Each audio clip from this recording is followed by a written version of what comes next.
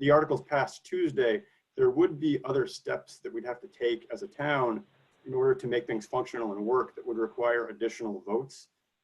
So one thing that we'd have to do if we did move forward with the wastewater system would be to draft and put in place an ordinance that governed, who's required to connect, what are the rates differentiated by, all those things. So that would be another opportunity for one, community input, but also, the process by which an ordinance is passed does allow for, the petition for reconsideration and that kind of stuff. So there would be opportunities there as far as input and, potentially voting goes. So again, there's more steps to come down this road for not only community input in like meetings and forums, but actually community input as far as stand up, be counted, cast a vote. And your point about timing is incredibly well taken. When this started and the timeline happened, we had no idea there'd be a global pandemic, right? Yeah. And the fact that we're doing this now obviously is not great, right? We can't all be in the Grange Hall talking about this in person because of what's happening. So again, if this article advances for the wastewater project, that would mean USDA Rural Development would extend the funding offer to us and obligate us those funds with those grant loan percentages and those interest rates.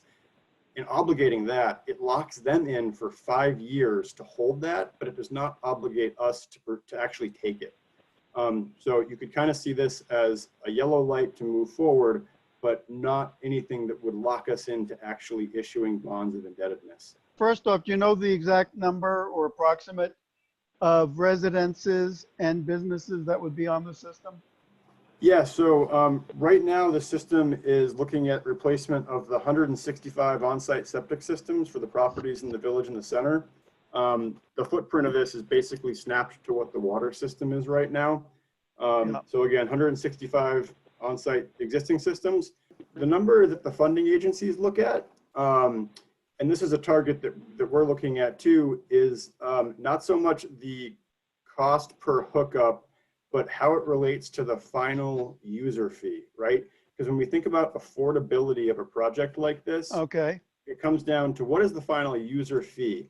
And so, USDA Rural Development uses a metric of like 1.5% of mean household income to say kind of like, if it's above that, that's probably not affordable. If it's below it, we can work with that. So the affordability of the payments by the users, that's the metric that USDA would use, and other state funding agencies to say, is this feasible? Like, is this actually something we'd fund?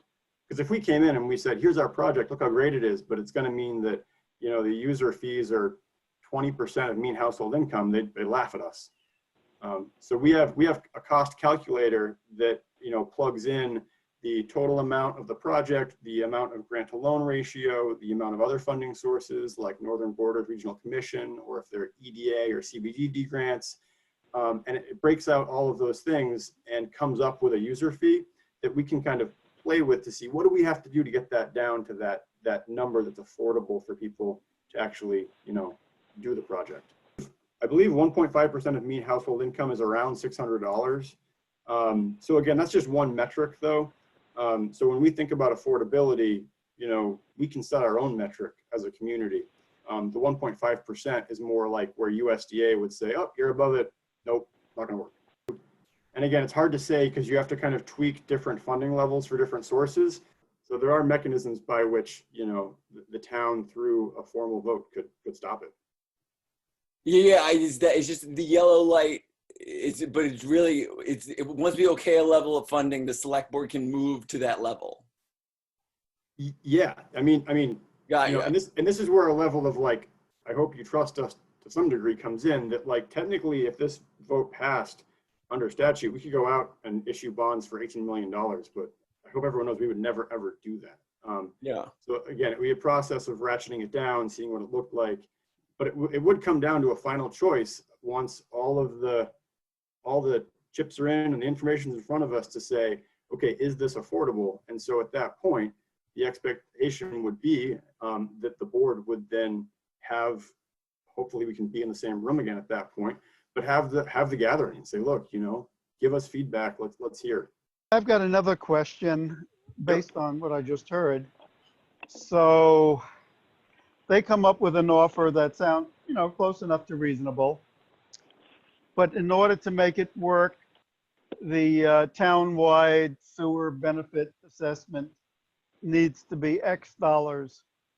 And 51% of the voters believe X is a little too high and vote it down. Then what happens? Yeah, so for example, yeah, so it's a great question, Barry. So say we get to the point where we say, look, to get the sewer, to get the user rates to where we think is affordable, say it's $475, we need to pass a sewer benefit assessment that pays for 10% of the cost. Right. We put that before the voters, they shoot it down. At that point, the board would have to say, look, is there some other mechanism we can use here to ratchet the cost down? And if the answer is no, the board would have to say, look, it's not affordable. Right. I guess the question that was behind that question is, would the town be obligated to go ahead with the project before absolutely all of the ducks are in order? No, the Yeah, town, that's really the question. yeah, the town is only obligated to go forward with the project when the town is ready to. So to answer, I mean, I guess the town is never obligated to go forward with the project.